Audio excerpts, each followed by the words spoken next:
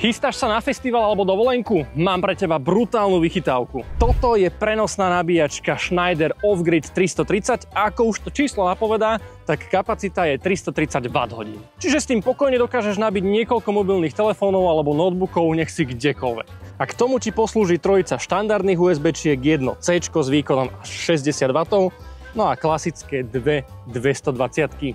Má to 22x16x15 cm, čo je naozaj dosť kompaktné, no a podľa výrobcu to má 3,3 kg. Ale fakt nemám pocit, že by som v ruke držal 3 krabice mlieka.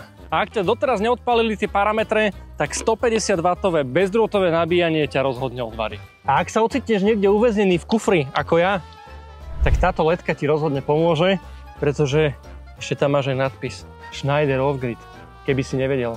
A ak by si náhodou skončil ozaj, že off-grid, tak si nezabudni pribaliť aj takýto solárny kufrík s výkonom 100 W, vďaka ktorému túto mašinku nabiješ len vďaka slnku.